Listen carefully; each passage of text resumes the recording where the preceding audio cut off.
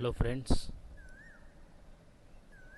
I hope कि आपको previous जो वीडियो मैंने भेजा था नेचर और प्रिंसिपल ऑफ मैनेजमेंट में वो समझ में आया होगा। आज हम लोग उसके नेक्स्ट टॉपिक देखेंगे, Henry Fayol's 14 principle of management. लेकिन सबसे पहले हम लोग एक बार उसका क्विक रिवीजन कर लेते हैं कि प्रिंसिपल ऑफ मैनेजमेंट क्या होता है। तो प्रिंसिपल ऑफ मैनेजमेंट एकदम सिंपल है। मैनेजमेंट मतलब होता है किसी चीज़ को मैनेज करना है, और प्रिंसिपल मतलब उसके रूल्स एंड रेगुलेशन। तो कोई भी चीज़ को अगर आपको मैनेज करना है तो उसके कुछ रूल्स एंड रेगुलेशन फॉलो करने पड़ेंगे। तो कुछ रूल्स एंड रेगुलेशन थे, जैसे एग्जांपल के तौर पे कि जो प्रिंसिपल है मैनेजमेंट के वो यूनिवर्सली एप्लीकेबल होते हैं, मतलब सब जगह पे एप्लीकेबल होते हैं। फ्लेक्सिबल होते हैं, सिचुएशन जैसा होता है वैसे हम लोग उसको चेंज कर देते हैं और उस कन्वीनियंट वे से हम लोग उस सिचुएशन को हैंडल करते हैं। फिर बिहेवियर इन नेचर होता है, एक चीज़ पे फोकस नहीं होता है। प्रिंसिपल ऑफ मैनेजमेंट का ग्रुप एक्टिविटी होती है। तो ये उसका नेचर था। अब हम लोग देखेंगे कि एक्चुअल में प्रिंसिपल ऑफ मैनेजमेंट क्या है, उसके मतलब इनफैक्ट वो होते क्या हैं। तो ये हेनरी फ्योल करके एक बंदा है जिसने ये प्रिंसिपल ऑफ मैनेजमेंट बताया है। तो 14 प्रिंसिपल बताया उसने, कितने 14 प्रिंसिपल बताया। ये 14 प्रिंसिपल हर ऑर्गेनाइजेशन को फॉलो करना है अगर उसको अपने बिजनेस को प्रॉपरली मैनेज करना है। तो बिज़नेस को अगर प्रॉपरली मैनेज करना है तो हेनरी फ्योल के 14 प्रिंसिपल को फॉलो करना पड़ेगा। अगर बिज़नेस अच्छे से फॉलो नहीं, अगर हेनरी फ्योल के 14 प्रिंसिपल आप अप्लाई नहीं करते ऑर्गेनाइजेशन में तो आपका बिज़नेस प्रॉपरली मैनेज नहीं होगा। तो हेनरी फ्योल ने जो 14 प्रिंसिपल दिए वो हम लोग को देखना है। तो एग्ज़ाम में 14 प्रिंसिपल लिखने को नहीं आएगा, 5 या 7 प्रिंसिपल लिखने को आएगा। तो हम लोग को सिर्फ 7 या 8 प्रिंसिपल ही याद रखना है, लेकिन हम लोग को 14 के 14 हेडिंग याद रखनी है। 14 के 14 हेडिंग याद रखने के बाद हम लोग देखेंगे कि उसमें से 7-8 का एक्सप्लेनेशन क्या है। तो हम लोग अब देखते हैं Henry Fayol 14 principle of management. सबसे पहले देख लेते हैं ये बंदे का पर्सनल डिटेल क्या है। तो हेनरी फ्योल जो था, he was a French mining engineer. French mining engineer था, और फिर बाद में वो एक लीडिंग इंडस्ट्रियलिस्ट, और बाद में वो बन गया एक सक्सेसफुल मैनेजर। उसने जो अपना करियर स्टार्ट किया था वो as a mining engineer start किया था, एंड फिर उसका पोजीशन इंजीनियर से बढ़ के सीधा बन गया था चीफ मैनेजिंग डायरेक्टर। तो हेनरी फ्योल, ये इसका ईयर है कि कब पैदा हुआ था और उसका कब डेथ हुआ था। तो he was a French mining engineer और एक सक्सेसफुल मैनेजर बन गया था, और उसने अपना career as a engineer start किया था और उस पोजीशन बढ़ते बढ़ते चीफ मैनेजिंग डायरेक्टर पर पहुंच गया था। तो उसने 14 प्रिंसिपल एक्सप्लेन किया है। उसने अपनी एक फेमस बुक लिखी है, उस फेमस बुक का नाम है जनरल इंडस्ट्रियल एडमिनिस्ट्रेशन। इस बुक में उसने अपने 14 प्रिंसिपल ऑफ मैनेजमेंट को एक्सप्लेन किया है, राइट। और इसी बेसिस पे उसका जो ये डेवलपमेंट हुआ है कि उसने जो 14 प्रिंसिपल ऑफ मैनेजमेंट दिया है for better management of the organisation, उसको कहा जाता है फादर ऑफ मॉडर्न मैनेजमेंट। तो एकदम सिंपल है, ये जो बंदा है, ये बंदे ने अपना जो करियर स्टार्ट किया था as a mining engineer start किया था, लेकिन उसके बाद उसका पोजीशन चीफ मैनेजिंग डायरेक्टर तक पहुंच गया था। फिर उसने अपनी एक बुक लिखी और उस बुक का नाम था जनरल एंड इंडस्ट्रियल एडमिनिस्ट्रेशन। इस बुक के अंदर उसने अपने 14 प्रिंसिपल को एक्सप्लेन किया है। इस एक्सप्लेनेशन, इस कंट्रीब्यूशन की वजह से उसको क्या कहा जाने लगा, क्या कहा जाने लगा, फादर ऑफ मॉडर्न मैनेजमेंट। तो ये याद रखना है, ये ऑब्जेक्टिव में भी आता है कि dash is the father of modern management. तो Henri Fayol is the father of modern management, और उसके बुक का नाम क्या था, उसके बुक का नाम था जनरल एंड इंडस्ट्रियल एडमिनिस्ट्रेशन, जिसके अंदर उसने अपने कितने प्रिंसिपल लिखे थे, 14 प्रिंसिपल। इन 14 प्रिंसिपल के कंट्रीब्यूशन की वजह से ही उसको क्या कहा जाने लगा, father of modern management. I hope आपको ये एक्सप्लेनेशन समझ में आया होगा। तो हेनरी फ्योल का पहले ये पर्सनल डिटेल लिख देना है, उसने कौन सी बुक लिखा था ये लिखना है, और उसको फादर ऑफ मॉडर्न मैनेजमेंट बोला जाता है। फिर डायरेक्टली आपको क्वेश्चन में पूरे के पूरे 14 प्रिंसिपल लिखने हैं जो यहाँ पे आपको दिया है। तो ऐसे अगर आपने डायग्राम बना लिया तो भी अच्छा है, और डायरेक्टली 14 प्रिंसिपल आपको लिखना है, सिर्फ पॉइंट। एक्सप्लेनेशन डिपेंड करता है कि कितने मार्क का क्वेश्चन आया है। 5 मार्क के लिए पूछा गया तो 5 या 6 लिखना है, और 10 मार्क के लिए आएगा जैसा आएगा तो उसके हिसाब से ज़्यादा 8 to 10, इससे ज़्यादा नहीं लिखना है। लेकिन अपने को पूरा का पूरा 14 प्रिंसिपल की हेडिंग याद होनी चाहिए। ओके तो अब हम लोग इसका देखते हैं एक एक करके एक्सप्लेनेशन। तो ये 14 प्रिंसिपल है। अब इसका पहला जो प्रिंसिपल है वो है principal of division of work. हमेशा याद रखना, कोई भी टॉपिक करेंगे तो सबसे पहले हम लोग को पता होना चाहिए कि हम क्या टॉपिक कर रहे हैं। तो हम लोग कौन सा टॉपिक कर रहे हैं? हम लोग टॉपिक कर रहे हैं प्रिंसिपल ऑफ मैनेजमेंट। मैनेजमेंट करना है तो कौन कौन से रूल फॉलो करना पड़ेगा। तो पहला रूल है principle of rule division of work. Work को डिवाइड करो। वर्क को अगर आप डिवाइड करोगे तभी चीज़ें मैनेज होगी। जैसे एग्जाम्पल के तौर पे देता हूँ आपको, पर्सनल एग्जाम्पल है। अगर समझो एग्जाम्पल के तौर पे आपने कोई एक प्रोफेसर, आप कॉलेज में जाते हो और एक ही प्रोफेसर आपको अकाउंट्स भी पढ़ाता है, हिंदी भी पढ़ाता है, इंग्लिश भी पढ़ाता है, ओसी भी पढ़ाता है, एसपी भी पढ़ाता है, तो क्या वो प्रॉपरली मैनेज कर पाएगा? नहीं कर पाएगा। इसलिए क्या करना है, अगर चीज़ को प्रॉपरली मैनेज करना है तो सबसे पहला वर्क को डिवाइड करने का, क्या करने का?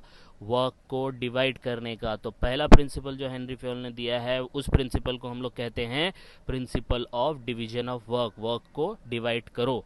तो यहाँ पे देखो एक्सप्लेनेशन दिया, according to this principle the work is divided into different kind such as technical, financial, commercial, security, operation, accounting and managerial. इसमें डिवाइड करना है।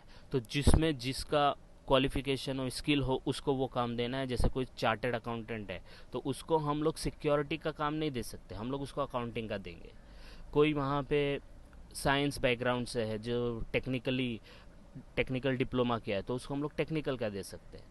तो ऐसा डिवाइड करेंगे वर्क को तभी प्रॉपरली मैनेज हो पाएगा, अदरवाइज मैनेज नहीं हो पाएगा। इट इज़ असाइंड मतलब दिया जाता है किसको? To employee as per their qualities and capabilities. उनकी जो क्वालिटीज़ हो, उनकी जो कैपेबिलिटीज़ हो, उनके हिसाब से एम्प्लॉय को काम दिया जाता है। तो ये देने से क्या होगा? It helps to improve efficiency and expertise of employee. इतना ही याद रखना, बस इतना भी लिखेंगे तो भी चल जाएगा। तो इससे क्या होगा कि जो एम्प्लॉयज़ की एक्सपर्टीज़ है, स्किल है, वो और बढ़ेगी, उसकी इफ़िशियंसी और इम्प्रूव होगी और उन लोग अच्छा प्रोडक्टिविटी दे पाएंगे। अगर जैसे एग्जांपल के तौर पे अभी कॉमर्स वाला मेडिकल स्टोर पे काम नहीं कर सकता और मेडिकल स्टोर वाला अकाउंटिंग का जॉब नहीं कर सकता है, तो जिसकी जो काबिलियत है उसको वो दी जाएगी, तभी प्रॉपरली मैनेज हो पाएगा ऑर्गेनाइजेशन, अदरवाइज नहीं होगा। तो this is your first principle. अब हम लोग चलते हैं सेकेंड प्रिंसिपल पे। सेकेंड प्रिंसिपल का नाम है principle of authority and responsibility. Authority and responsibility, authority मतलब अपना हक है और रिस्पॉन्सिबिलिटी मतलब अपनी जिम्मेदारी है। तो किसी को अथॉरिटी मिलनी चाहिए, किसी को रिस्पॉन्सिबिलिटी मिलनी चाहिए। जैसे कोई मैनेजर है, वो मैनेजर के नीचे 10 एम्प्लॉय काम करते हैं, तो वो मैनेजर उस 10 एम्प्लॉय को अलग अलग सेक्शन में डिवाइड करेगा कि भाई आप ये काम करो, 2 एम्प्लॉय को बोलेगा आप ये काम करो, और उनको ही रिस्पॉन्सिबल बनाएगा। तो अथॉरिटी किसको थी? मैनेजर को थी। मैनेजर ने वर्क को डिवाइड किया बिटवीन द डिफरेंट एम्प्लॉयज़ को दे दिया। अब जिस एम्प्लॉय को जो काम दिया है वो रिस्पॉन्सिबल उसी काम का होगा। हम लोग दूसरे को नहीं बोल सकते कि ये काम क्यों नहीं हुआ। तो authority is the right to take decision, ये है। तो अथॉरिटी क्या होता है? मैनेजर का है कि वो डिसीजन ले सकता है। It is necessary to get the things done appropriately from subordinate. Subordinate का मतलब होता है एम्प्लॉयज़। तो एम्प्लॉयज़ से वो पहले तो वो डिसीजन लेगा कि किस एम्प्लॉय को क्या काम देना है, और उस एम्प्लॉय से वो काम अच्छे से करवा के लेगा। Authority always comes with responsibility. Authority जैसे आ जाती है उसके साथ जिम्मेदारी भी आ जाती है। अगर मैनेजर ने, if the manager is given authority to complete a task given time, he should be held responsible. तो अगर जैसे एग्जांपल के तौर पे एक ऑर्गेनाइजेशन में 10 मैनेजर है, तो एक मैनेजर को फाइनेंस का काम दिया, एक मैनेजर को सेल्स का काम दिया, एक मैनेजर को प्रोडक्शन का काम दिया, और उस मैनेजर के नीचे 10 एम्प्लॉई है। जैसे एग्जांपल के तौर पे एक मैनेजर है फाइनेंस का, तो जो टॉप मैनेजमेंट है उन्होंने एक फाइनेंस मैनेजर को बोला कि ये पूरा काम आईटी रिटर्न का हो जाना चाहिए with in span of 15 days. तो उस ही मैनेजर को फाइनेंस के लिए पकड़ा जाएगा, उस मैनेजर को प्रोडक्शन के लिए नहीं पकड़ा जाएगा कि भाई प्रोडक्शन क्यों नहीं हुआ। तो अथॉरिटी एंड रिस्पॉन्सिबिलिटी का मतलब ये है कि अगर चीज़ को मैनेज करना है तो सबको प्रॉपरली अथॉरिटी दे दो, रिस्पॉन्सिबिलिटी दे दो, और बाद में उसको उसी चीज़ के लिए पकड़ने का कि भाई ये काम क्यों नहीं हुआ। तो अगर हम लोग ये प्रॉपरली फॉलो करेंगे तो काम भी प्रॉपरली होगा और अपना ऑर्गेनाइजेशन भी प्रॉपरली मैनेज हो जाएगा। तो this is called principle of authority and responsibility. Next हम लोग देखते हैं, next is principle of discipline. Discipline आपको पता है, डिसिप्लिन का मतलब क्या होता है? डिसिप्लिन का मतलब होता है कि भाई जो रूल्स एंड रेगुलेशन है जो हम लोग के ऑर्गेनाइजेशन में, स्कूल में, कॉलेज में, उसको फॉलो करना चाहिए। अगर जैसे एग्जांपल के तौर पे कि ऑर्गेनाइजेशन ने बोला कि भाई सुबह 9 बजे आना है और शाम को 5 बजे जाना है, तो दिस इज़ द डिसिप्लिन। आप सुबह में 11 बजे आएंगे और फिर आप 2 बजे चले जाएंगे, तो ये डिसिप्लिन आप ऑर्गेनाइजेशन का प्रॉपरली फॉलो नहीं कर रहे हो। और जब प्रॉपरली फॉलो कोई डिसिप्लिन नहीं होगा तो ऑर्गेनाइजेशन प्रॉपरली मैनेज होगा क्या? नहीं होगा। तो प्रिंसिपल ऑफ डिसिप्लिन यही बोलता है कि भाई जो भी डिसिप्लिन ऑर्गेनाइजेशन ने बनाए हैं वो सब भी प्रॉपरली फॉलो होने चाहिए, वो रूल्स प्रॉपरली फॉलो होने चाहिए, तभी ऑर्गेनाइजेशन प्रॉपरली मैनेज होगा। तो देखो, अकॉर्डिंग टू फ्योल, उसने बोला है discipline is the most important essential thing in the organisation. Discipline organisation में भी इंपॉर्टेंट नहीं होता है, पर्सनल लाइफ में भी होता है। अगर आपको स्कोर करना है 80-90 प्लस, तो आपको 4 घंटा मिनिमम रोज़ का पढ़ना पड़ेगा, तब जाके स्कोर कर पाएंगे। आप एंड में 10 दिन में बोलेंगे मैं कर पाऊंगा, तो ऐसा नहीं होगा। तो जो भी रूल्स बनाया है वो एम्प्लॉयज़ को ओबे और रेस्पेक्ट करना चाहिए, दैट गवर्न द ऑर्गेनाइजेशन। तो ऑर्गेनाइजेशन ने जो भी रूल्स बनाए हैं एम्प्लॉयज़ को वो फॉलो करना पड़ेगा in order to manage that organisation. तो डिसिप्लिन, फिर देखो, discipline helps to achieve the goal in the organisation. Discipline क्या करता है? हेल्प करता है जो भी गोल, जो भी टारगेट ऑर्गेनाइजेशन ने रखे हैं उनको अचीव करने के लिए। एक और लाइन ले लेते हैं यहाँ पे, good discipline is a result of effective leadership. अगर कोई जो मैनेजर है, अपना जो लीडर है, अगर वो अच्छा होगा, वो प्रॉपरली मैनेज कर पाया होगा, तो डिसिप्लिन प्रॉपरली फॉलो होगा, अदरवाइज नहीं होगा। तो this is your third principal, principle of discipline. Next चलते हैं, principle of unity of command. सब प्रिंसिपल है, सब रूल्स हैं। यूनिटी ऑफ कमांड, यूनिटी मतलब वन मतलब वन, और कमांड मतलब कोई ऑर्डर दे रहा है आपको। तो अगर एग्ज़ाम्पल के तौर पे आप किसी ऑर्गेनाइजेशन में काम करने जाते हो और वहाँ पे 10 मैनेजर हैं, आपको सिर्फ एक ही मैनेजर को रिपोर्ट करना है और आपको ऑर्डर भी एक ही मैनेजर से लेना है। अगर आपने 10 के 10 मैनेजर से ऑर्डर ले लिया तो कोई भी काम प्रॉपरली नहीं होगा। तो यूनिटी ऑफ कमांड का मतलब होता है कि जितने भी लोग काम कर रहे हैं उनके ऊपर से सिर्फ एक ही मैनेजर से आपको ऑर्डर लेना है। आप 10 जगह से लोगे तो फिर प्रॉब्लम हो जाएगा। जैसे एग्जांपल इधर पे देखो, डायग्राम के थ्रू बनाया गया है राइट अप्रोच। ये देखो, रेड में जो है सुपीरियर है, मतलब मैनेजर है, और ये जो ग्रीन में है ये सबऑर्डिनेट है। तो एक मैनेजर अगर 3 लोग को देता है ऑर्डर तो इट्स गुड, राइट अप्रोच है ये। लेकिन अगर 2 मैनेजर है और दोनों एक दूसरे को दे रहे, तीनों को दे रहे, तो प्रॉब्लम क्रिएट हो जाएगा। मतलब हौश पौश हो जाएगा कि कौन क्या बोल रहा है, हम लोग को समझ में नहीं आ रहा और क्या करना है। तो इसलिए बोला गया है कि each member in the organisation should receive order from only one superior. जो भी एम्प्लॉय काम करता है वो एक ही सुपीरियर से ऑर्डर लेना चाहिए, 2 जन से 3 जन से नहीं लेना चाहिए, अदरवाइज वो काम प्रॉपरली नहीं होगा। This principle helps in managing conflict. Conflict मतलब जो भी बीच बीच में टकराव है, एंड सॉल्विंग द डिस्प्यूट, जो भी झगड़ा है among people in the organisation. आप बोलेंगे मुझे तो मैनेजर ने ये करने बोला था, दूसरा मैनेजर बोलेगा मैंने कब बोला था, मैंने तो ये काम करने बोला था।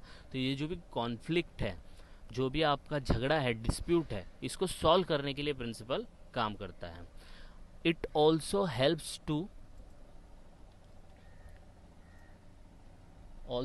To avoid confusion. तो कन्फ्यूजन ना रहे इसके लिए ये प्रिंसिपल को लेके आया गया है, क्योंकि पता रहेगा कि भाई आप यहाँ पे काम कर रहे हो तो आपको ये मैनेजर का सुनना है, दूसरा मैनेजर का नहीं सुनना है। अगर आप 2-2, 3-3 मैनेजर का सुनेंगे तो कन्फ्यूजन होगा कि नहीं होगा। तो ये प्रिंसिपल हेल्प करता है आपको कन्फ्यूजन हटाने के लिए। तो this principle of unity of command helps you to remove confusion. Next principle is, अब जैसे कमांड आया था वैसी डायरेक्शन है, तो यूनिटी ऑफ डायरेक्शन। यूनिट का मतलब वन होता है, डायरेक्शन मतलब डायरेक्ट किया गया है। तो ये पढ़ते 2 ही लाइन का है। This principle state that there should be one head and one plan. एक प्लान होना चाहिए पूरे ऑर्गेनाइजेशन में और एक हेड होना चाहिए इन एवरी ऑर्गेनाइजेशन। अब ये थोड़ा कन्फ्यूजन करता है कि क्या मतलब है इसका। जैसे यहाँ पे दिया है each group in the organization should have the same objective and the group should be directed by one manager using the single plan। अब जैसे एग्जांपल के तौर पे जियो कंपनी है, तो जियो कंपनी का क्या है कि हर किसी के मोबाइल में जियो का सिम कार्ड होना चाहिए। तो this is the one objective, same objective है, ये वाला सेम ऑब्जेक्टिव है, राइट। अब ये सेम ऑब्जेक्टिव जो डिफरेंट डिफरेंट ग्रुप होंगे जियो में, वो सबके पास यही ऑब्जेक्टिव होगा कि भाई सबके मोबाइल में जियो का सिम होना चाहिए। अब यही ऑब्जेक्टिव लेके डिफरेंट जो मैनेजर है वो काम करेंगे। तो यूनिटी ऑफ डायरेक्शन ये होता है कि जितने भी मैनेजर काम करते हैं वो एक प्लान जो ऑर्गेनाइजेशन का होगा उसी प्लान को लेके चलना है। अपना अपना प्लान नहीं बनाना है, अपना अपना ऑब्जेक्टिव नहीं बनाना है सब। तो मेन ऑब्जेक्टिव जियो का था कि भाई हर मोबाइल में जियो का सिम होना चाहिए। तो यही दिमाग में रखते हुए अपनी जो भी डायरेक्शन है मैनेजर की वो देनी चाहिए अपने सबऑर्डिनेट को। अलग डिफरेंट डिफरेंट प्लान लेके डिफरेंट डिफरेंट ऑब्जेक्टिव लेके अगर काम करेंगे मैनेजर, तो अपना जो मेन ऑब्जेक्टिव है ऑर्गेनाइजेशन को मैनेज करने का वो प्रॉपरली नहीं हो पाएगा। तो यूनिटी ऑफ डायरेक्शन में ये होता है कि वन हेड वन प्लान होना चाहिए, मतलब एक ही प्लान होना चाहिए। उस प्लान को ध्यान में रखते हुए जो ऑब्जेक्टिव है उसी ऑब्जेक्टिव को अचीव करने के लिए हर मैनेजर को डायरेक्शन देना चाहिए। अगर वो ऑब्जेक्टिव लेके दिमाग में डायरेक्शन नहीं देगा तो ऑर्गेनाइजेशन का ऑब्जेक्टिव क्लियर नहीं होगा, अब ऑर्गेनाइजेशन का ऑब्जेक्टिव अचीव नहीं होगा। इसके बाद हम लोग देखते हैं principle of subordination of individual interest and organisation interest. अब इसका मतलब क्या है? तो principle of subordination of individual interest to organisational interest. जो भी काम करना है आपको ऑर्गेनाइजेशन में, वो मेन जो फोकस होना चाहिए वो ऑर्गेनाइजेशन के लिए होना चाहिए। जो भी काम करो जिस उसका बेनिफिट ऑर्गेनाइजेशन को मिलना चाहिए। तो ऑर्गेनाइजेशन को मिलेगा तो अल्टीमेटली फिर किसको मिलेगा? एम्प्लॉयज़ लोग को मिलेगा। इसलिए हमेशा याद रखना है, जैसे एग्जांपल के तौर पे क्रिकेट मैच है। अब क्रिकेट मैच में बहुत जन खेल रहे हैं, हर कोई सोच रहा है, हर कोई ये नहीं सोच रहा है कि मुझे 100 स्कोर करना है, हर कोई यही सोच रहा है कि हम लोग की जो टीम है वो टीम ये मैच जीत जाए। तो मेन क्या है, पूरा सोच रहे हैं कि पूरा टीम स्पिरिट है कि हम लोग को मैच जीतना है। हम लोग को ये नहीं है कि हम लोग को 6 विकेट एक साथ लेना है, हम लोग को 100 स्कोर करना है। तो यहाँ पे subordination of individual interest to organisational interest का मतलब ये होता है कि जब एम्प्लॉयज़ लोग काम करें तो उनको ये देखना है एज ए टीम कि हम इंडिविजुअल काम नहीं करें, जो भी काम करें उसका बेनिफिट किसको मिलना चाहिए? ऑर्गेनाइजेशन को मिलना चाहिए। तो यहाँ पे देखो दिया है, according to this principle the interest of individual must be given less importance than the interest of organisation. मतलब मेन जो दिमाग में होना चाहिए वो ऑर्गेनाइजेशन का ही इंटरेस्ट होना चाहिए। मतलब जो भी काम करेंगे उसका बेनिफिट किसको मिलना चाहिए? ऑर्गेनाइजेशन को। तो while taking decision organisation the manager should always consider the interest of whole group पूरे ग्रुप के बारे में सोचना है, rather than the interest of single employee. किसी एक एम्प्लॉय के बेनिफिट के लिए नहीं सोचना है। जो भी डिसीजन लेना है उसमें सबका बेनिफिट होना चाहिए, सब एम्प्लॉय का बेनिफिट होना चाहिए, किसी एक का नहीं होना चाहिए। तो principle of subordination of individual interest to organisational interest का मतलब होता है कि जब भी मैनेजर डिसीजन ले तो उसमें सबका बेनिफिट होना चाहिए, किसी एक का बेनिफिट नहीं होना चाहिए। नेक्स्ट है प्रिंसिपल ऑफ सेंट्रलाइजेशन। सेंट्रलाइजेशन आपने सुना होगा, सेंट्रलाइज एसी होता है, मतलब एक ही एसी सब जगह पे मतलब उसका कनेक्शन होता है। तो सेंट्रलाइजेशन में क्या होता है कि जो पावर्स एंड अथॉरिटीज़ होते हैं वो कुछ लोगों के पास ही होते हैं। तो जो स्मॉल ऑर्गेनाइजेशंस होती हैं उधर पे ये होता है। जैसे एकदम स्मॉल ऑर्गेनाइजेशन में जिसमें 10 एम्प्लॉई है, तो जो टॉप का जिसका बिजनेस है तो वही डिसीज़न लेगा, बाकी कोई डिसीज़न नहीं ले सकता है। लेकिन जैसे जियो कंपनी है जो पूरे इंडिया में है और वर्ल्ड में भी अभी अपना अपना मतलब सेटअप डाल रहे हैं, तो वहाँ पे सिर्फ अंबानी ही अपना डिसीज़न नहीं लेगा, वहाँ पे बोर्ड ऑफ डायरेक्टर्स होंगे, सब डिसीज़न लेंगे तब जाके वो होगा।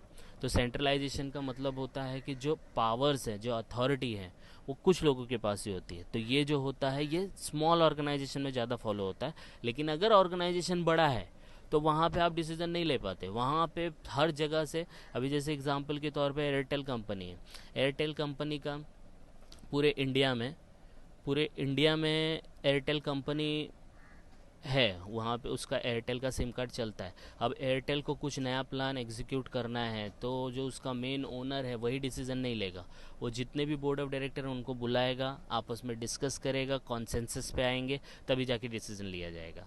तो ये जो सेंट्रलाइजेशन होता है इसमें concentration of power and authority होती है। कुछ ही लोग के पास पावर है और अथॉरिटी है। In some organization this power is vested in one hand और फ्यू हैंड, एक किसी एक के पास होगा या कुछ लोगों के पास होगा। और ये सिचुएशन कहाँ होता है ज़्यादातर? Small organisation. तो स्मॉल ऑर्गेनाइजेशन में ही सेंट्रलाइजेशन होता है। लेकिन अगर size of the organisation large है तो decentralisation of power of authority होता है, क्योंकि सब जगह पे एक ही आदमी डिसीजन नहीं ले पाता है, हर जगह पे अलग अलग मैनेजर होते हैं या अलग अलग डायरेक्टर्स होते हैं, तो वो डिसीजन लेते हैं। तो स्मॉल ऑर्गेनाइजेशन है तो सेंट्रलाइजेशन, लार्ज ऑर्गेनाइजेशन है तो डिसेंट्रलाइजेशन। तो ये याद रखना है। नेक्स्ट एक और करते हैं, 8 प्रिंसिपल बहुत हो गया, उसके बाद आपको सिर्फ नाम याद रखना है और बस उसको सिर्फ नाम याद रख के सिर्फ बुलेट पॉइंट भी लिख के आओगे तो भी चल जाएगा। Next is principle of remuneration. अभी जैसे एग्जांपल के तौर पे मैं कोई कंपनी रन करता हूँ और मैंने आपको अपॉइंट किया एज ए मैनेजर। मैं बोला भाई आप मेरे कंपनी में काम करो, लेकिन मैं आपको सैलरी बाहर मिलती है 10,000, तो मैं आपको सिर्फ 4,000 ही दूंगा, तो आप लोग काम करोगे क्या? नहीं। तो प्रिंसिपल ऑफ रेम्यूनरेशन का मतलब होता है कि जो एम्प्लॉय आपके पास काम करता है तो उसको प्रॉपरली उसका जो सैलरी है, उसका जो वेजेस है, उसको उसकी स्किल, एक्सपर्टीज़ और नॉलेज के हिसाब से दो। जैसे कोई चार्टेड अकाउंटेंट आया तो उसका फॉर एग्जांपल 1 लाख रुपए से स्टार्ट करो, लेकिन जो सिर्फ बीकॉम ग्रेजुएट है तो उसको आप 20-25 हज़ार से भी स्टार्ट करेंगे तो चलेगा। लेकिन बीकॉम वाले को आप 1 लाख रुपया दोगे पर मंथ और चार्टेड अकाउंटेंट को 25,000 दोगे तो ये प्रॉपरली नहीं है। तो प्रिंसिपल ऑफ रेम्यूनरेशन ये बोलता है कि सामने वाले को जो भी आप सैलरी वेजेस दे रहे हो, मंथली रेम्यूनरेशन दे रहे हो, वो उसके स्किल के हिसाब से होना चाहिए, उसकी एक्सपर्टीज़ के हिसाब से होना चाहिए, उसकी नॉलेज के हिसाब से होना चाहिए और जो मार्केट में ट्रेंड चल रहा है उसके हिसाब से होना चाहिए। तो यहाँ पे दिया है appropriate remuneration to staff and employee is the principle to keep the satisfied financially as well as retain them for long span of time within the organization। अगर आपने रेम्यूनरेशन प्रॉपरली दिया तो आप उस जो अच्छे अच्छे एम्प्लॉयज़ हैं उनको बहुत टाइम के लिए अपने ऑर्गेनाइजेशन में रख सकते हैं। लेकिन अगर आपने उनको प्रॉपरली सैलरी वैलरी नहीं दिया तो वो छोड़ के चले जा सकते हैं। इसके बाद डायरेक्टली आपको यहाँ से लिखना है the remuneration should be fixed by taking into consideration the skill, expertise, knowledge, tenure, cost of living, market rank and profitability of the organisation. जो भी रेम्यूनरेशन आप सामने वालों को दोगे आपको ये चीज़ें ध्यान में रखते हुए देना है। उसकी स्किल क्या है, उसकी एक्सपर्टीज़ क्या है, उसकी नॉलेज कितनी है, कितने टाइम के लिए उसको अपॉइंट कर रहे हैं, कॉस्ट ऑफ लिविंग क्या है, मार्केट में ट्रेंड क्या चालू है, ऑर्गेनाइजेशन का कितना प्रॉफिटेबिलिटी है, ये चीज़ों को ध्यान में रखते हुए ही सामने वाले को रेम्यूनरेशन देना है। और जब आप सामने वाले को अच्छा रेम्यूनरेशन देंगे तो एम्प्लॉय अच्छे से काम कर पाएगा, अदरवाइज़ वो छोड़ के दूसरे ऑर्गेनाइजेशन में चला जाएगा। तो आई होप आपको ये समझ में आया होगा। तो ये 8 प्रिंसिपल आपको याद रखने। एक लास्ट प्रिंसिपल है, सिर्फ एक नया वर्ड जैसा है तो वो मैं आपको सिर्फ बता देता हूँ। Principle of spirit D Corp, team work. ये तो मैंने आपको ऐसे ओरली एक्सप्लेन भी किया था। हर ऑर्गेनाइजेशन में अगर ऑर्गेनाइजेशन को प्रॉपरली मैनेज करना है तो याद रखना है कि टीम वर्क होना चाहिए। हर कोई अपने बारे में सोचने लगा तो ऑर्गेनाइजेशन नहीं चलता है। तो याद रखना principle of spirit D corp का मतलब होता है टीम स्पिरिट। जब भी कोई मैनेजर डिसीजन ले, जो भी एम्प्लॉय काम करे तो उसमें टीम वर्क होना चाहिए और वो अल्टीमेटली ऑर्गेनाइजेशन के गोल को अचीव करने में हेल्प करना चाहिए। तो यहाँ पे दिया है Henri Fayol emphasise has given emphasis on team work. Team work पे ज़्यादा फोकस किया है। Esprit de corps means union is strength, मतलब आप जब एकजुट रहेंगे तो आपकी ताकत बन जाएगी। Running in any organisation in a group activity and human resources are valuable asset of the organisation. एक साथ मिल के काम करेंगे तभी रन कर सकेंगे, अदरवाइज नहीं रन कर सकेंगे। If all employees are working as a union, अगर सब एम्प्लॉय एक साथ काम करेंगे विद म्यूचुअल इंटरेस्ट, मतलब अपना अपना फ़ायदा नहीं देखेंगे, सबका फ़ायदे के लिए देखेंगे, तो difficulty can be solve quickly. तो जो भी प्रॉब्लम आएगा ऑर्गेनाइजेशन में हम लोग उसको क्विकली सॉल्व कर पाएंगे। Therefore, as a leader, as a manager should create a spirit of teamwork. तो एज ए मैनेजर आपको क्या काम करना है, जितने भी एम्प्लॉय आपके नीचे काम कर रहे हैं तो उनके अंदर टीम वर्क की स्पिरिट को डेवलप करना है, तभी जाके आप ऑर्गेनाइजेशन को प्रॉपरली मैनेज कर पाओगे, अदरवाइज नहीं कर पाओगे। तो कैसे डेवलप करना है, understanding among employee to achieve organisation goal easily. तो एम्प्लॉय के बीच में जो भी मिसअंडरस्टैंडिंग है उसको सॉल्व करना है, उनकी प्रॉब्लम को समझना है, इन सब को सॉर्ट आउट करने के बाद ही आप टीम वर्क का डेवलपमेंट कर पाओगे और ऑर्गेनाइजेशन को प्रॉपरली मैनेज कर पाओगे। तो आई होप आपको ये प्रिंसिपल समझ में आया होगा। आप लोग इसको ध्यान से बार बार सुने, कुछ डाउट आएगा तो हम लोग इसको बाद में डिस्कस कर लेंगे, और कुछ भी आपको प्रॉब्लम आता है तो प्लीज़ कमेंट, हम आपको उसका रिप्लाई प्रॉपरली वे में दे देंगे। तो नेक्स्ट टाइम हम लोग मिलते हैं नेक्स्ट एक नए टॉपिक के साथ। अभी के लिए सिर्फ इतना ही, आप लोग इसको प्रॉपरली सुने, कुछ डाउट आएगा तो प्लीज़ कमेंट करें। Thank you.